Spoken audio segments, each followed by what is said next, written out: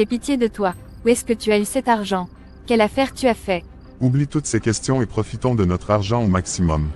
Toi et qui? Je ne suis pas dedans. Tu dépenseras seul ton argent tant que tu ne me révèles pas sa provenance. Calme-toi chérie, j'ai fait un business avec Colin et son ami. Tu peux le leur demander. Non, c'est certainement très louche ton affaire là. Ma conscience n'accepte pas tes mensonges. Je refuse de dépenser un centime de cet argent.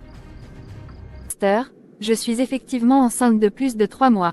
Une très bonne nouvelle. Mais je ne comprends pas pourquoi ma grossesse a été cachée et c'est dans le songe que Dieu me la révèle. Le médecin avait expliqué que c'est parce que je n'étais pas consciente de mon état que mon organisme ne m'avait rien signalé. Mais c'est bizarre que je n'ai rien ressenti.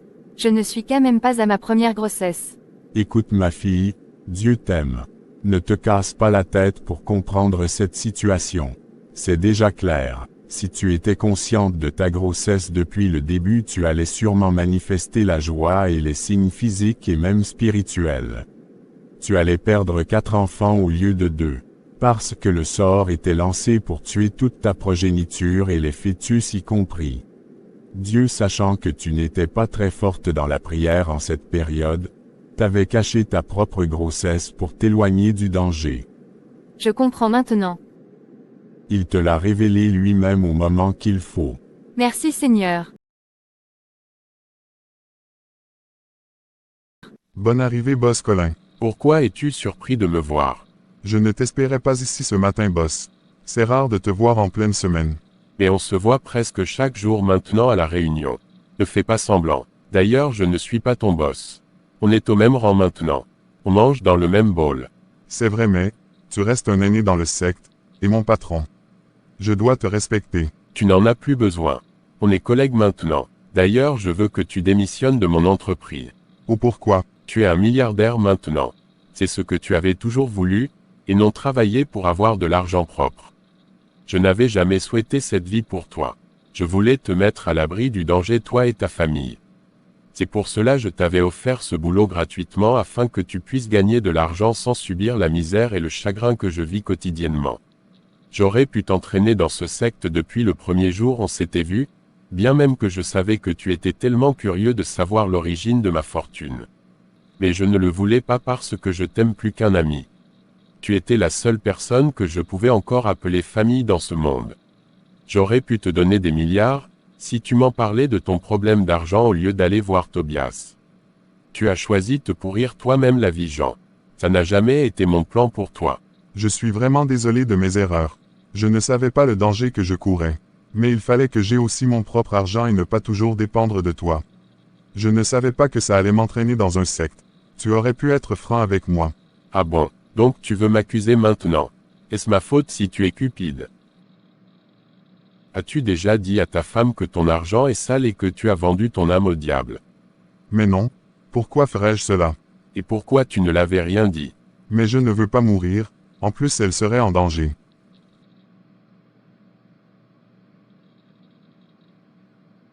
Et pourtant tu me demandes moi pourquoi je ne t'avais pas révélé mon secret.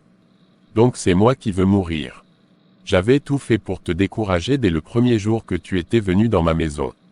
Penses-tu que c'est pour rien que je t'avais présenté ma femme répugnante, celle que j'avais rendue folle? C'était juste pour te montrer que malgré ma richesse j'étais malheureux et que j'avais des blessures sur moi. Je voulais te faire comprendre que l'argent ne peut pas tout avoir à plus forte raison de l'argent sale.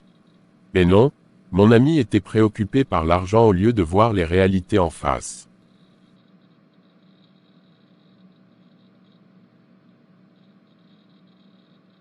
Si j'avais quelqu'un qui était prêt à m'aider comme dans ton cas, je ne mettrais jamais dans ce gouffre.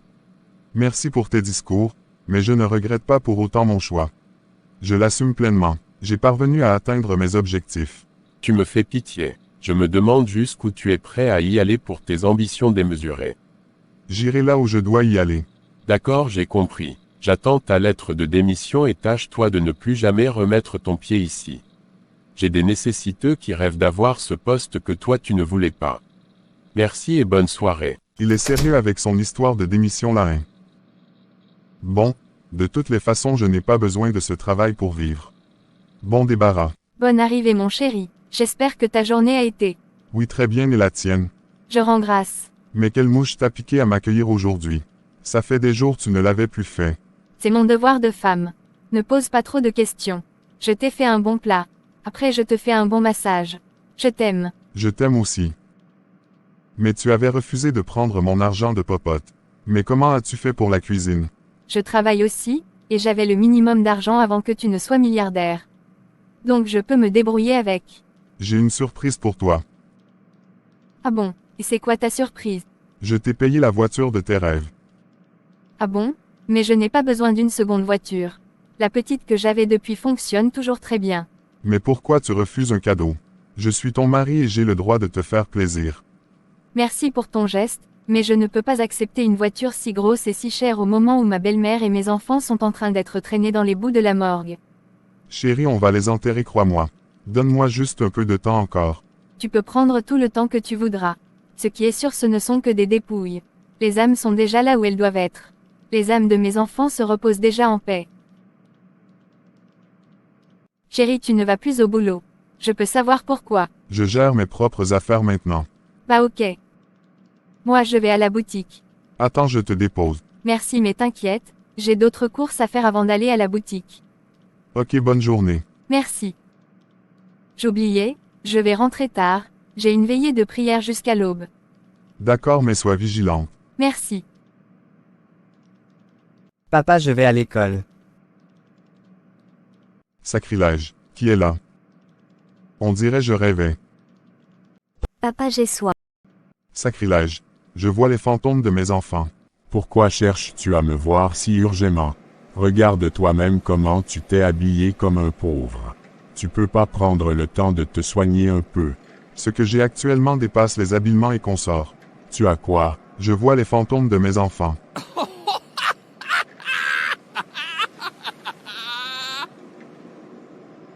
Qu'est-ce qui fait rire dans ce que je dis? C'est seulement fantôme toi tu vois et tu as si peur. Moi je mange chaque jour avec le fantôme de ma femme et ceux de mes frères. Même au Parlement, ils me suivent pour venir. Quoi? Mais je n'ai pas pour autant peur. Je sors et je suis bien portant dans la rue. Je suis même plus heureux que tout le monde. Tu dois apprendre à vivre avec. Vivre avec pendant combien d'années? Toi-même tu sais là où tu as mis ton pied.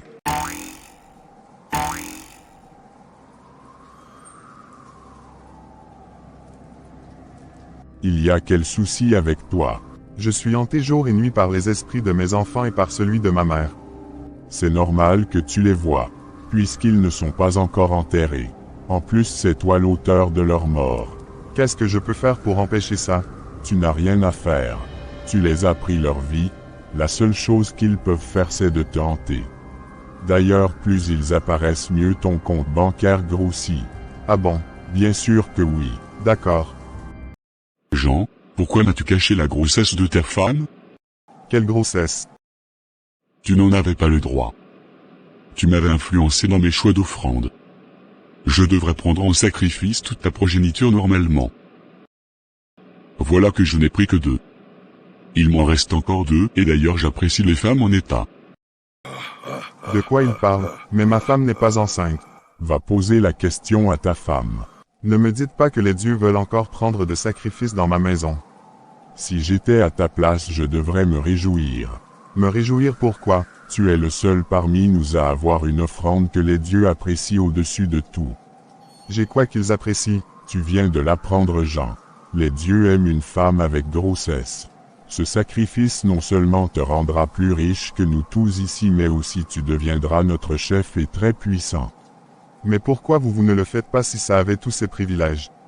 Nous tous ici sauf toi avions intégré ce secte quand on était encore jeunes sans enfants. Alors que dès qu'on entre ici on ne peut plus en faire. Là où tu es tu n'es même plus fertile. Quoi? Vous m'avez pris ça aussi? Je me demande même comment tu as fait pour engrosser ta femme. Soit elle était enceinte bien avant ton intégration ou soit la grossesse n'est pas de toi. Mais dans les deux cas les dieux devraient savoir. Je ne comprends pas pourquoi les dieux n'avaient rien su. Encore un rêve sur mon mari. Défends ma cause au Seigneur, avec ceux qui luttent avec moi. Combat ceux qui se battent contre moi. Qu'ils soient confondus et honteux ceux qui recherchent mon âme, Qu'ils soient retournés et amenés à la confusion qui invente ma souffrance. Qu'ils soient comme des paillettes devant le vent, et que l'ange du Seigneur les poursuive. Que leur chemin soit sombre et glissant, et que l'ange du Seigneur les persécute. Où vas-tu? C'est quoi ces questions bizarres?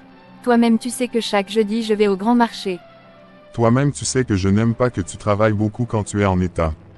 De quoi parles-tu? Ta grossesse fait combien de mois déjà? Qu'est-ce qui te fait croire que je suis enceinte? Je suis ton mari et je sais quand tu es enceinte. Si c'est le cas, tu devrais savoir aussi le nombre de mois.